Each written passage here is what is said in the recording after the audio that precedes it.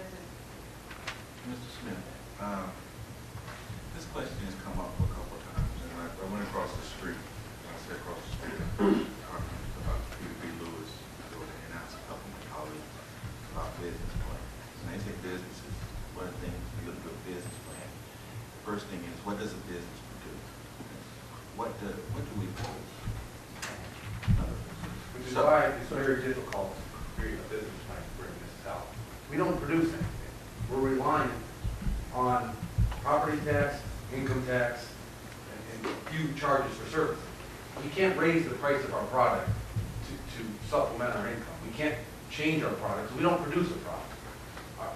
So when you ask for a business plan in the future, all we can do is project what the revenue coming in from those sources are going to bring us and what our costs are for our personal services, our services. That's all we have. It's hard to produce. I mean, I know you've asked for business plans, and the best I can give you is what I gave you. I don't know how else to raise revenue. You can only raise revenue. I can't change it. Why don't you ask the Ohio Municipal League? I mean, I Why would don't you love to. ask other people? Because my understanding is that, my understanding is that other municipalities do have business plans in effect, albeit not perfect, and just as your projections are. Right. They're just And I've talked to But still, there 5 are or 6 cities other that do finance directors and asked for their business plan. They said the exact same thing I just said. Where it's hard to, I mean, we don't produce it, we have nothing to produce, to change. Semantics. Mr. It's not a Okay, yes, Ken. Oh, when you go to a business school and you talk about a business plan, they're talking about one thing. Cities have strategic plans. When all you provide is services, you have and you're a city, you have a strategic plan. That is where income and revenue projections enter into the decisions of where you're going to put your focus, how you're going to raise more revenue, raise revenues. It enters into zoning decisions. Some cities put limits on how much tax-exempt property their city has. Some people go to those tax-exempt property owners and say, will you carry some of the burden? Some cities, it's just that it's not called a business plan, so it's not in the same shape that a business would do it, but it is a strategic plan that looks at revenue and expenses down the road. That's what we need. Not just a comprehensive plan is not a strategic plan. A master plan, these terms get thrown around, but as someone who runs a planning organization, I'm here to tell you, there's a zoning plan, a master plan, comprehensive plan, and then there's a strategic plan. And that's what we're talking about, and that's what we need. Rose by any name smells. No, it's not the same thing. It's the same thing. Okay, It's all right, not the same stop. thing. Mr. Gilbert, has the floor. Yes. Thank you, Mr. President. I agree with Councilwoman Goodman that a safety levy is insufficient.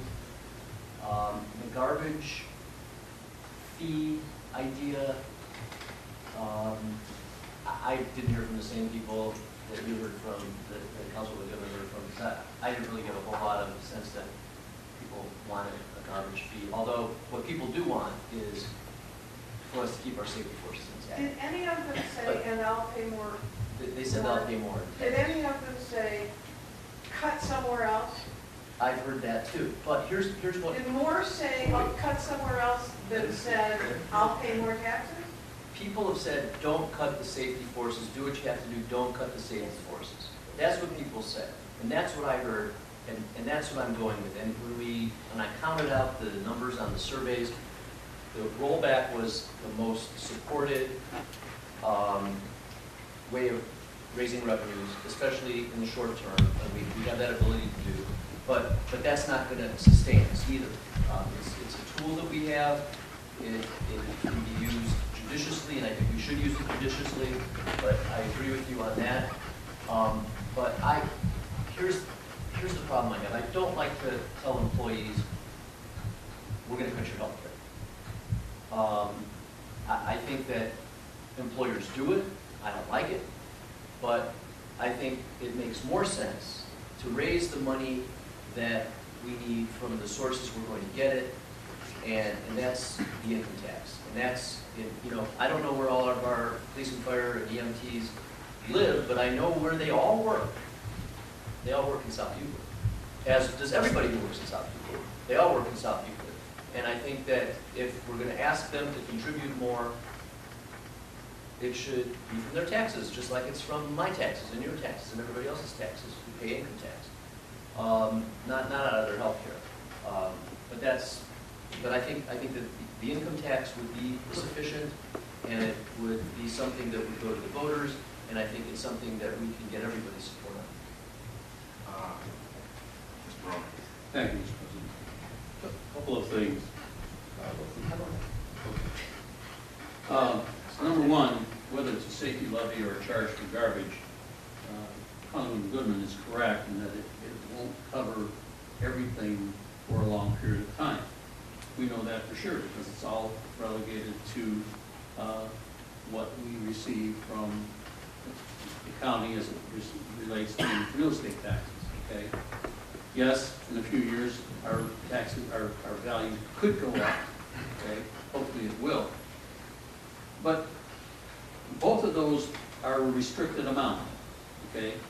Unless we, in 3 years, say, okay, we're gonna raise the millage to 3.5, and we're gonna ask for more money. So both of those are kind of a restricted amount. But when you compare the cost annually, the charge for garbage is $11 per month or $132 annually. The 3.0 mill levy is $92 a year. Okay? So there's a significant difference there as far as cost is concerned. And going back to the strategic plan, or whatever you want to call it, we did ask for and we did receive a long-range financial plan, and that's what we received in our last budget. It was there for 3 years out. I asked for it, it did come. I asked for a 5, we couldn't go 5, we went 3. And that's where we found out that after 3, in the 3rd year, we would be in trouble, okay? Now, what's missing out of that is the increase in insurance premiums, which would make that deficit even greater. We talked about that. I also asked for, and have not received yet from our unions, what their give back is going to be. They haven't come back with anything. You're here tonight, I have not heard that, okay? I asked for that 2 months ago, it hasn't happened. So, I'm very concerned about that. If we, in fact, pass something that gives us more money, but the unions are not willing to give something back to offset some of these expenses, we're trying to, dig a hole in the water and it's not going to work. I'm willing to support a rollback, and I have to agree with Councilman Goodman in the fact that I think we could make it to the end of the year and then revisit it at the beginning of next year. Whether it's a safety levy or a charge for garbage, it doesn't really matter because it's going to produce the same thing. It's just that the safety levy is less expensive to our residents than it is than the charge for garbage. So that would be where I would try and move for, is on a safety levy at a 3.0 mill levy for now. That's where I am. Thank you, Mr. President. I commend Councilman Romeo on the need to have the give back. I think if I wait until November for the safety levy, we have time to negotiate that. But I do want to say there is a difference between the garbage and the safety levy. None of the commercial properties are going to share in the garbage. We have $50 million of value in Oakwood, you have Cedar Center, you have University Suburban. I don't want to discourage any commercial property from coming to our community, but I do want to distribute that equally. And all those commercial properties on Maysville Road who use the police and fire resources, they would be exempt from that. I think we owe it to our residents to spread it more evenly. That's why I'm opposed to the garbage and shying away from the rollback, because it doesn't hit the whole population as evenly as possible. I think at the end of the day, it's going to be more equitable to go with something that's property tax driven. Agreed. And as Marty said earlier, you know, he has confidence in our residents who will do that. And I think there's a mixed sentiment whether the residents are going to support that. But I think if we have a good story to tell, you know, if we could show some cutbacks, if we could show some efficiencies, we could stick together. I think we could win with a safety levy in November. And I think that's one more thing, thank you. So rollback at the 25.25%, we generate about $375,000. I suggested earlier that with the $400,000 we got from the state tax, we have a little more cushion, but I would also suggest that if the taxpayers didn't pay that in 2013, and that $370,000 was vital, we could tweak the millage and the safety levy to augment it a little bit to get that $375,000 back, if that made any sense. You can't tweak it after it's passed. No, I guess what I'm saying is, right now, if you were to go with, for 6 months, a rollback, the city would benefit $375,000 at the expense of the people who work outside the city. If you don't do that, and you need that $375,000, the 3 mil levy, that generates approximately $1,072,000, we'd have to make that 3.1 or 3.5, you know, in advance, so the residents would know. That's not making sense? Because we don't get the money for a year and a half. That money, they said, will start, It trickles in, but we're not a cash flow problem, as long as And we get that's that. assuming it passes at the ballot box. It definitely assumes it passes. It definitely assumes it passes. But I think even if you go with the rollback, you're still assuming that you're gonna pass something at some point. And I think, I certainly agree that you can't go farther than 2013. I mean, that just takes the incentive away from everything. That would be a farce. I think it would be a farce to keep coming back as Lazarus. Well- But I can see the plan for Jenny. Thank you. Yeah, thanks. Mr. Smith, I want to make sure, we mentioned the healthcare issue. Last year, a family plan was $15,600. Is that about right? No, I said last year. And then this year is 19.6, correct? It's 19.6. And in talking, we all have different social networks. A number of individuals indicated they would be willing a rollback or a safety levy, and yet they don't have insurance either at all, and that they're willing to go into their pocket. So my friends on the unions, we would need, you've got people in the city who are willing to step up to the plate, right? We have to make a decision. We're willing to step up to the plate. We don't have what you have in terms of insurance. And as Mr. Romeo and as Mr. Fiorelli, and probably all of us are saying, the give back or opening whatever it is to talk with these two fine gentlemen here regarding skin in the game, because this is a family affair. This is not one side taking care of the other. And and folks know this information. This is nothing new, that when they hear that a family plan pays $19,600 or receives that, and a small percentage of money is paid for the premium, they are offended. They understand unions. They're willing to step up to the plate, but they also want skin in the game from the unions. And these are the residents. These are the individuals who pay our salaries and your salary as well.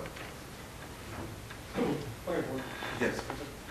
I think that the unions have already said, at least the union rep that I talked to about it, from the fire department, they're willing to ante up. The problem is that it takes two to make an agreement. Yeah, I said we have to make it, we have to Well, make well, it. that would be with the administration, that's not with council. But we have the responsibility, We I have agree with to you. ultimately approve it, but that has to do with negotiations with, and the other thing is that, we still have one other piece of legislation to talk about, E-13, but I think that at this point, maybe we should start narrowing down And I'm not, some of these things. I think, I'm not, and I've listened, we will deal with 8-13, we will take the debate, because we need, before we can go to 8-13, to talk about being mandating something, we need to make sure we can pay what we got right now and going forward. And I've listened to everyone, and make their comments and statements. Good. Some of us think. Let me finish. Residents want to make sure, or concerned, that it's not a symbolic give back, but that the unions give back something in this process, but not something, a symbolic give back. And that is what I'm hearing from my network. Yes, we have to, it's 717. What I hear, rollback, possible, safety levy for certain, garbage, maybe. I've not heard any support for, income tax. That's kind of what I've heard. No, that's not true. Okay. Because it's broader. Broad, okay. People who work here. Okay. And, Including the safety forces. yeah, but this tiny amount that the safety forces pay in income taxes to our city is smaller, I'm pretty sure, than the amount if we ask them nicely to contribute 10% more of their health insurance costs.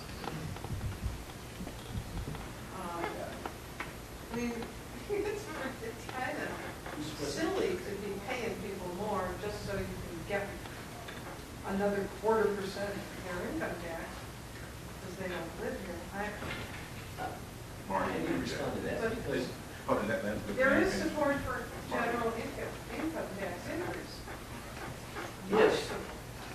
If the amount that each member of our safety forces pays is minuscule with an income tax increase, that's great, because that's the amount that we're all paying, minuscule. We're all paying a little bit to make a large contribution, and that's the best way to go. So that's why we ought to raise the income tax if we have to raise taxes, because it's spread equitably among everybody, including our safety force. And we don't have to say to them, well, you're going to have to, lose your benefits. We're going to say, you're going to have to pay more income tax, just like everybody. A minuscule amount, to quote you, Jane, a minuscule amount. We all pay a minuscule amount. We can all be lifted up. It's not all. It's not everybody. It's not all. It's all the workers It's who only work in those South Euclid. who have earned incomes. Much of our population does not have earned incomes and doesn't pay anything. They have fixed income and they do pay. They pay They don't property pay tax. income tax. So it doesn't affect them. They pay property tax. They don't pay income tax. And so it doesn't affect them, so you cannot say that across the board income tax is paid by everyone, because it's not. Everybody who works in South Euclid, a minuscule amount, and yet it still pays for what we need done. Ms. Gray. Well, apparently not, or we wouldn't be in this And situation. this is why the safety levy, in my opinion, is best, because it's more logical. It makes a better argument to our residency. The issue is tied directly to the problem. And the problem, as stated, is that we don't have enough revenue to maintain our safety forces at its existing level. That was the problem. So the solution is to increase revenue to maintain our safety level, our safety forces. So therefore, the public understands the connection between staffing and safety level. That's why when you get into anything else, you've got to explain, well, why is it that we have to pay it like this when it's directly connected to the safety forces? To use the garbage issue, that makes no sense, logically. You can do it, but it makes no logical sense. Why are we charging more? And I still don't have the answer to this question. Why would we tout to the public that we are saving revenue through our existing programs, saving dollars, thousands of dollars in how much in our recycling? Yet on the next year, we turn around and ask to charge them for that. That don't make sense. It doesn't make logical sense. And if you go with the income tax levy, it's only the burden is on people that work. It's only, and the safety levy, it's fair, it's across the board. I have an idea.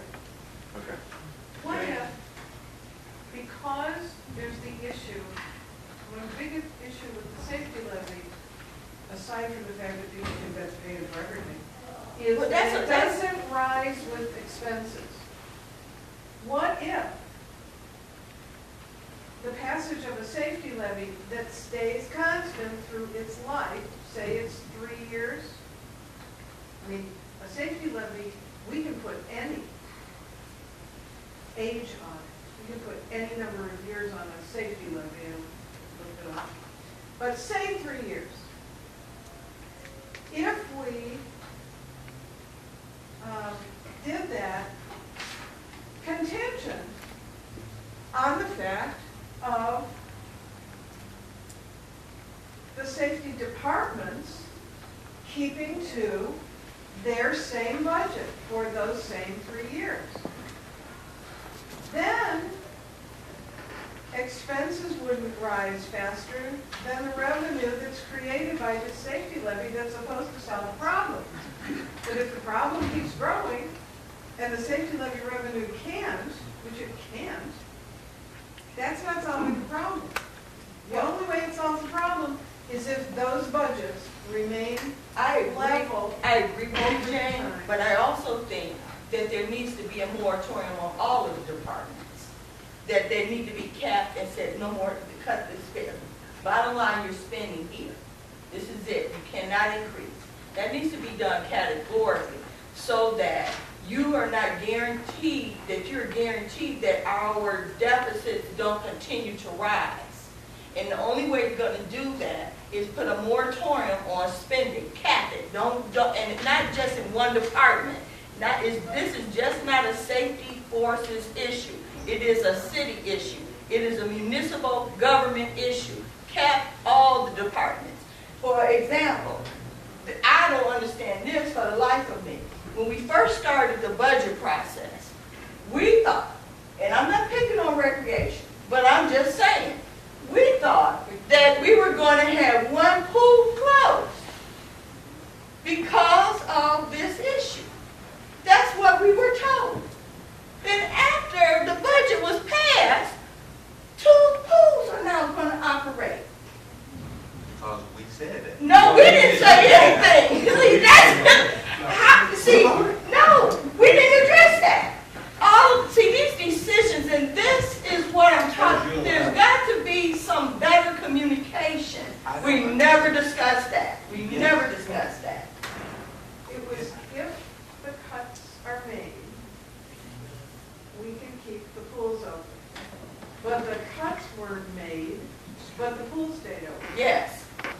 So we all discussed, so just to say that we didn't have a No, role in it. David, what I'm saying here is that our communication is disingenuous at best. No, I It's think sometimes we disingenuous have to at prepare best. ourselves right now. Okay, it's disingenuous at best. We said there was a commitment from the administration to cut the pool, to close Victory. This was during the budget period.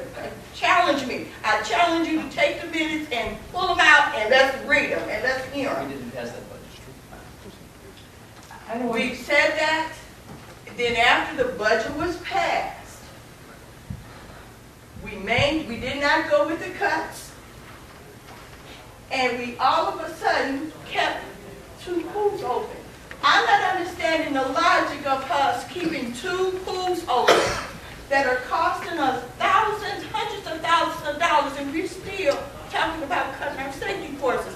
See, to me, some of this don't sound right. And that's what don't make sense to me. Dennis? I just wanted to clarify that, and I know I've got one more for you, but I remember Mr. Romeo saying, I propose no cuts until June, and we voted on that. Right. And no cuts wasn't really, It wasn't clear. it wasn't clear. It but was, we- I thought the no cuts, I'm sorry, Mom, this is what I thought I the said no no cuts cuts. meant.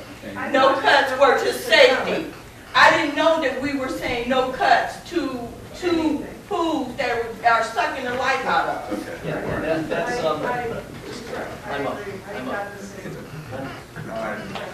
Mr. President, yeah, the same budget that cut the swimming pool, Victory Pool, was the same budget that cut our safety forces, and we, council, said no. It didn't cut our safety costs. The budget that the mayor sent us, No, it didn't. It remained the same. That's my opinion. Right. And She put the cuts back in. No, Right. the cuts were not in, the cuts were not in there. That's right, we passed it without the Without cuts, the with the cuts. understanding that we'd be back in June. Right, Yes. to deal with this To do issue, this. Exactly. not the recreation. Exactly. That wasn't part of it. But, no, to deal with the gross amount, and if cuts needed to be made, they would be made wherever they would be made. That's the conversation. Okay. It could be a pool, it could be a cop, it could be an EMS guy, it could be turn the lights off for half of the year. So It if could the- be whatever, it was just cuts. Stay within the budget. Cuts. So if we don't do what we need to do by June 1st, Pretty much. 1 pool is gonna be closed too. Something is gonna happen to keep us Maybe. in the budget.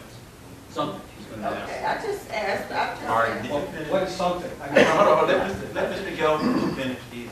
no, I did, yeah. Okay, I'm sitting here and I guess Marty and Ed, you all, and Mike learned this in law school, where everybody can see and hear something, and you're gonna have 3 different I things. learned to wait before law school. Yeah, we learned really in took. Hebrew school. But I think sometimes we have selective amnesia because part of the reason we talked about the pools being closed or not closed, the burden of all the youth not having something to do. So that was a part of that conversation as well. But be that as it may, we are here at 7:30 with some decisions to make going forward. So, I checked with my law director, our law director. We can do a straw vote, and that's not, of course, not binding. And just kind of want to see where we are. And I think this kind of gets to what you were saying earlier. Where are we? And I'm not putting a date on it. I'm just saying a rollback with the sunset. How many folks are thoughtful about a rollback with the sunset? Are you going to raise your hand? Yeah, raise your hand. I'm thoughtful about it. Yeah, okay. Okay, so that's, okay. The safety list. Let's go down to raise the peanuts. Yeah, that's what I was going down the list. I got the list right Well, here. you- Yes, I got the list. Safety list. I have a condition. Yes, sir.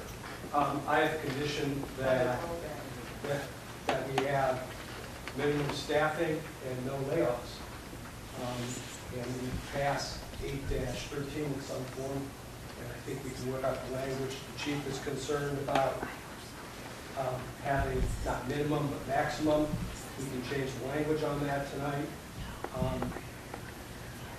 Chief Houston is in agreement with the language that we have. But I think there's. We can pass that language tonight. I would be in favor doing, I would be in favor of doing safety. Look, I just want to, we're going to discuss a period because I have some questions about that and other questions. I'm just asking, just. We've been talking about linkage for a long time. This is not a new issue. I brought it up, excuse me. We talked about it, Ed, I'm doing a straw. We added something into it. I want to go ahead and straw vote. We brought this up, legislation was proposed at the last meeting. This is the first time we can talk about it. Talking about it without legislation, it's just like in the wind. So now we've got legislation in front of us, an opportunity to talk about it. So I just want to know about a straw vote for safety. Is there, okay. With the conditions. Conditions, okay. Garbage. Then take me off, because mine is a different. Okay. I want any layoffs, I want Okay. guaranteed All right. no layoffs, Same thing. guaranteed minimum staffing for the fire. Okay.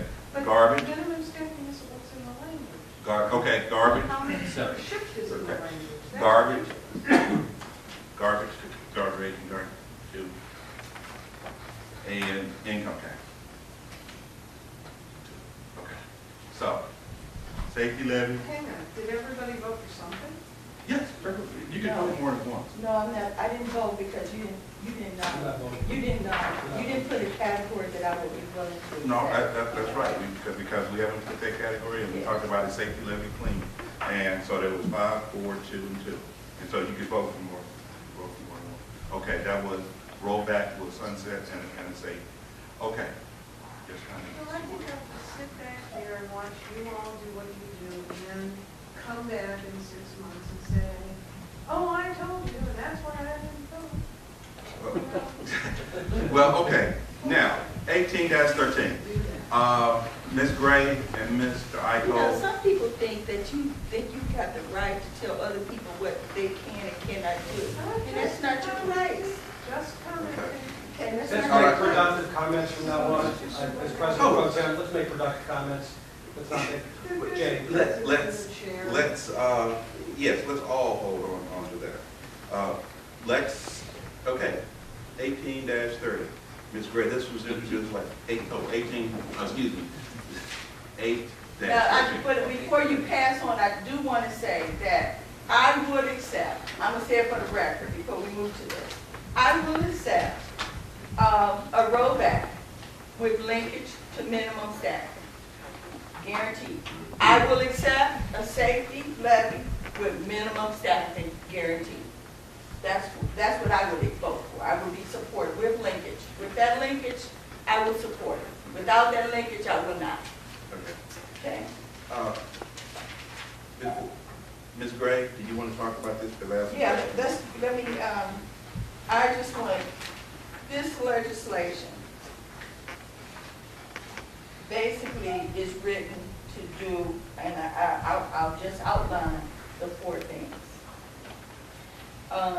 I believe, and reason why I presented this is because it represents the voice of the residents. At the public hearing held in February, we listened to them, and we listened to them loud and clear. And they gave to us the expectations that we need to move forward with. I don't trust that those expectations will be respected without some legislation. And I'm just being honest. I think that we need to have some legislation that mandates minimum staffing at levels that our residents said they expect and they want from us. And so that's number 1. Number 2, in March, Chief Nieder sent out a memorandum to us. And I'm sorry, I forgot to bring the chief. And in this memorandum, you talked about Oakwood Commons and the issues that Oakwood Commons would bring to the table for us. And in this memo, you talked about that in order to address Oakwood Commons, the creation, the establishment of this development and Cedar Center and all the rest of what you need, that there would be a need to increase staffing. Use the word significant. Yes, you said that. That was addressed in the memo.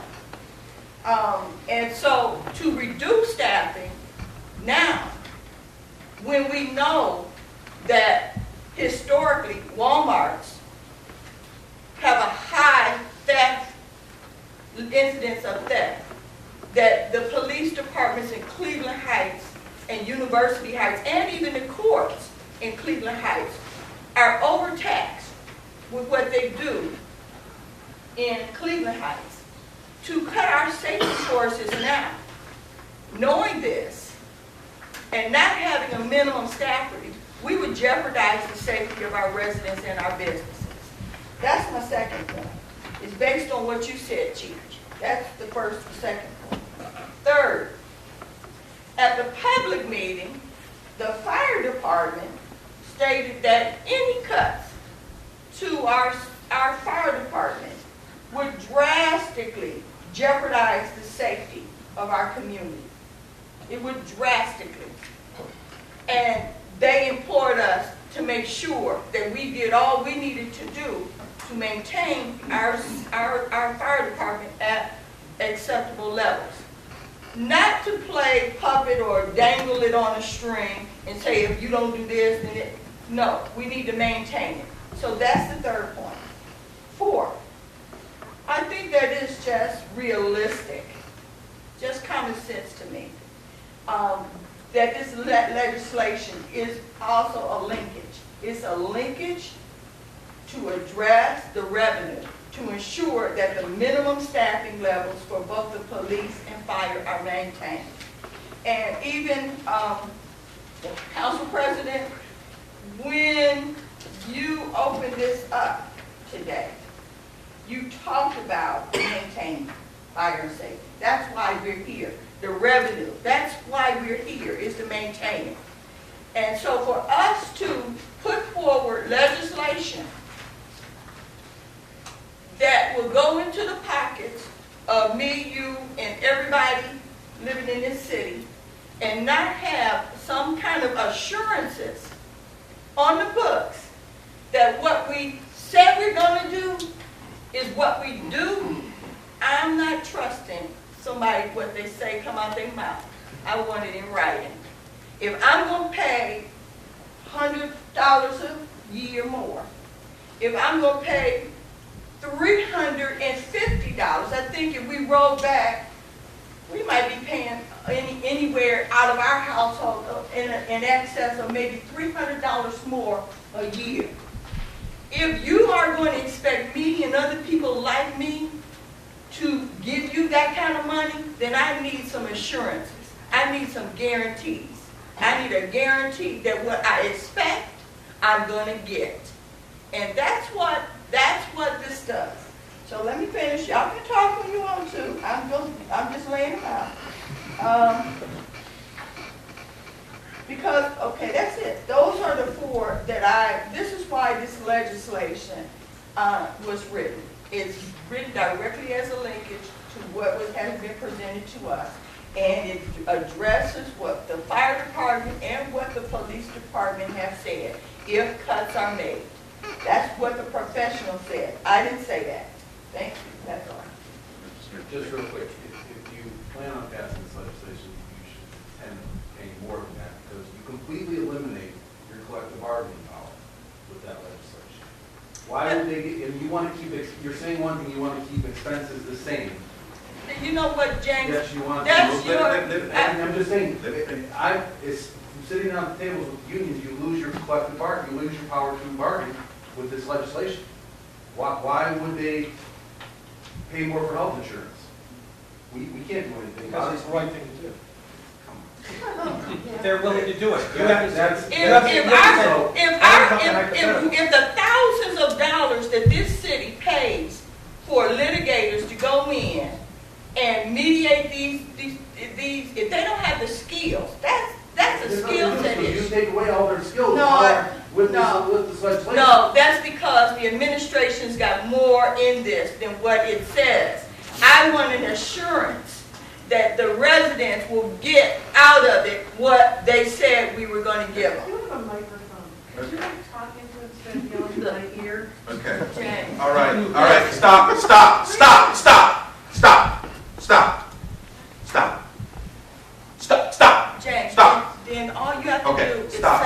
somebody's Okay. speaking louder, you say it in a nice way, in a respectful Ruth way. and Jane. You don't have to be nasty.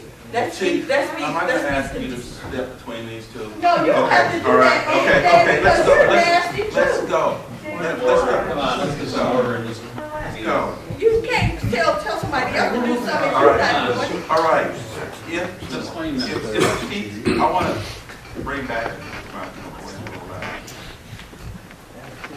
if the legislation, this is bullet one, if the piece of legislation regarding staffing minimum proposed by Councilwoman Gray passed, the projections for 2014 and 2015 will need to be adjusted to reflect the fact that these individuals will have to be replaced as they are not accounted for in the future projections.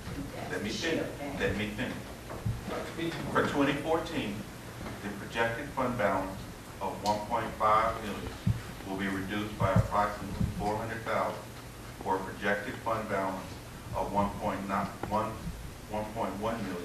or just rounded to 1.2 million, and the 2015 projected fund balance of $26,169 will need to be reduced by approximately 700,000, taking it to a revised projected fund balance of minus 726,000.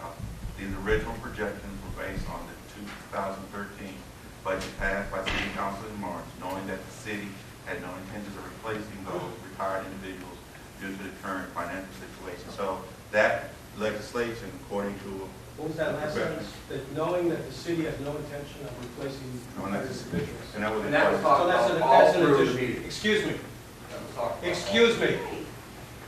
now we Knowing that the just, city has no intention of replacing these retired individuals due to the current financial situation, that means that there are already in place, at least from the finance department, additional cutbacks in the safety forces.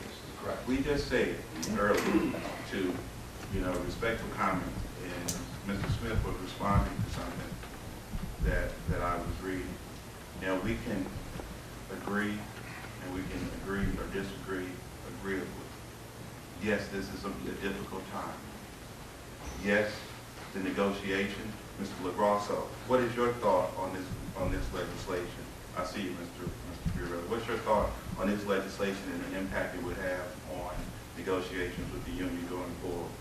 I have to absolutely agree with Mr. Smith that you handcuffing your team of negotiators during that process. I would advise absolutely against doing that minimum staffing. It's up to the chiefs to decide what their staffing levels are going to be, what they need, and work with the administration and council to address that. Passing that legislation, I think, would be a big mistake. Is it Chief Nieder and Chief Houston? Has anyone proposed or conducted any sort of study looking at the levels for comparable cities? Because during the discussion, some cities larger than us had fewer folks. Has there been any discussion that you are aware of, preliminary or otherwise, regarding looking at what Ms. Gray and Mr. Ico have proposed here, and looking at it in a very systematic, orderly way to say these are the minimum max? Has that been presented or discussed? We've had some generic discussions that if you really want to get into staffing levels, then you really need to do an assessment of the organization, the workload, and how many people it would take to conduct that work. To compare yourselves against another municipality, it's very difficult to make an apple-to-apple comparison, because it depends on the makeup of the demographics of that population, the socioeconomics of that population, the commercial districts of that population. Very difficult to find identical community that you can make that comparison with. We've looked at just basic numbers, the number of calls, and the number of firefighters per population. And in this general area, there are only a couple cities that have fewer firefighters per population and more number of responses than per person than our department does. very few. I think Dennis, Just for the record, because I think it is material, if you look at that first paragraph that you read, and I'm going to ask you to verify this, I don't think the number you read was correct. It says for 2014, the projected fund balance of $1,591,000. That's not a projected fund balance from, based upon this report. That's a number that says expenses exceed revenues. And then if you really look at the projected fund balance of $947,000, then if you follow through and reduce $400,000, that gets you down to only $500,000. It's much worse than what you read. okay. You can you see, I don't know. So to your point, that's pretty compelling. I just wanted that to be out there. Okay. But Ms. Goodman? Aside from the finances of this, and I really don't think that it's fair to hold a revenue enhancement choice or decision hostage to a specific piece of language that tells professionals how to do their job. It's not our job to tell them how many should be on any given shift. All I heard during our CERT training was blank happens, things change. If you put into law how many people are on a shift,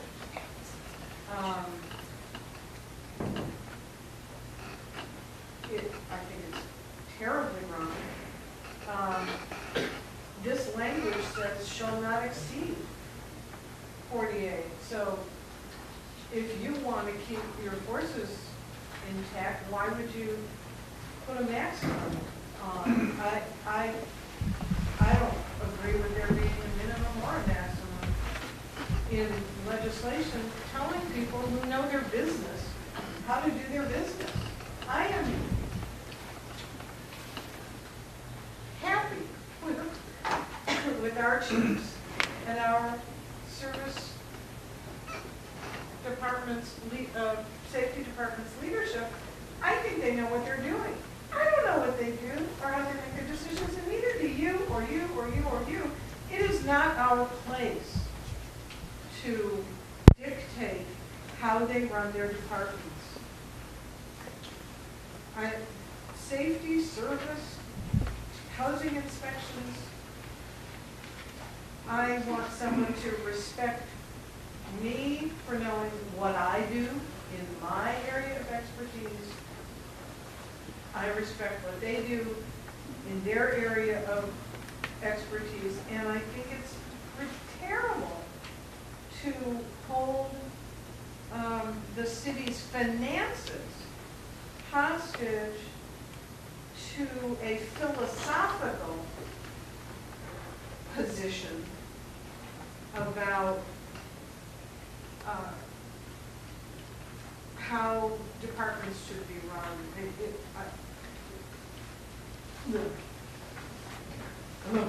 I don't have a problem with a straight minimum level of staffing.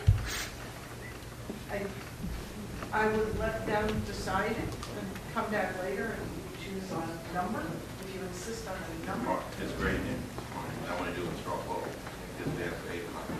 Well, again, this is the very reason why I did not really go to the administration, because I knew that what I was preparing was not supported by the administration. It wasn't written to support the administration's view. It was written to carry the voice of the residents. And it was written because the residents said they wanted minimum staff. They wanted some assurances.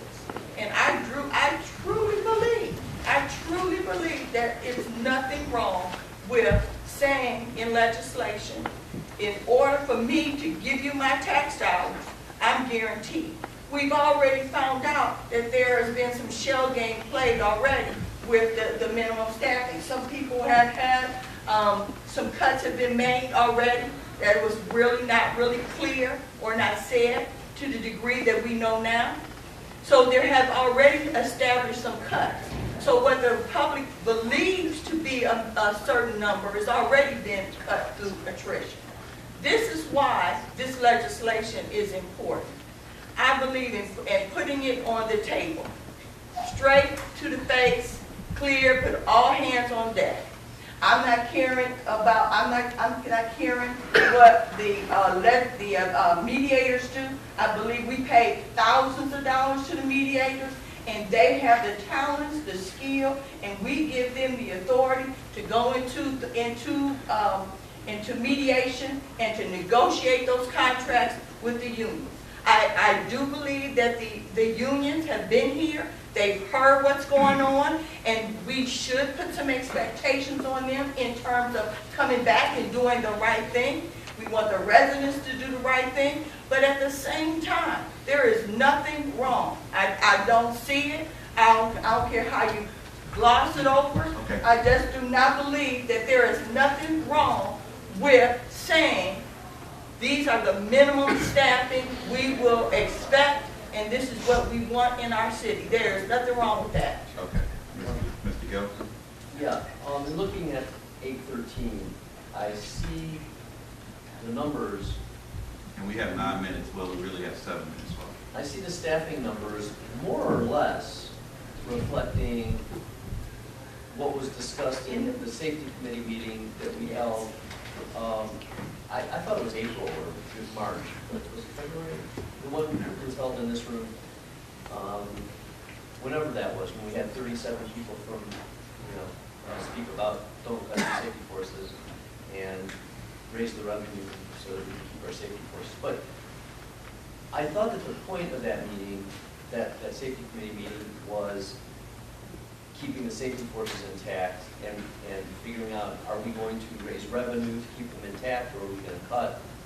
And then, but when I look at the specific numbers in the legislation, I think it might make more sense before passing that to have another safety committee meeting so that we can look at, so we can hear from all sides specifically about the safety forces numbers rather than and I don't want to say, well, I guess distracted isn't the right word, because I think remembering those numbers wasn't a distraction to me, it was informative to me, but the real reason that we were in that safety committee meeting was to talk about keeping the safety forces intact and not so much on the specific numbers. So if we had a second meeting, a safety committee meeting, where we can discuss 813 and hear from the chief, the fire chief, and the police chief, and the administration, and the unions, so we can just kind of see, I think it would help me to decide if I can support this or not support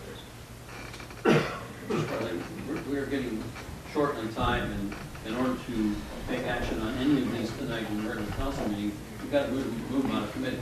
Yes. So, you want us to start motions or make Yes, let's start. recommendations? I'll make a Go ahead, no, go ahead. I'll make a recommendation as it relates to the rollback, which is ordinance 4-13, that we recommend out of committee, and that the ordinance, anything tax credit, incentive temporary measures shall be reinstated in full as of, well, we said 1/1/14, we would like to reinstate it, okay? So, Before it goes away, December 31st. right. 10/13. So, hereby temporary amended, effective,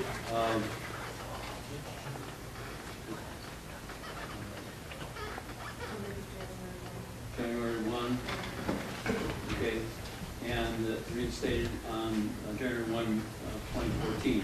And that the down in section 2, paragraph A, where it talks about equal to 75%, we make that 50%, So we're only reducing it by 25%. That's my recommendation. Second. Wait a minute. So just section 1, effective immediately, is that what you said? Effective 6/1/18. No, Section one. 7-1. 7-1. Excuse me. 7-1. Okay. Is that a motion to amend? Is that what you're doing? Well, since there's nothing in here, yeah, we have to amend it.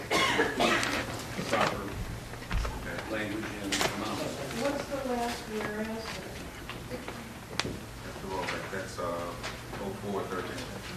Reduction to the temporary shall be role.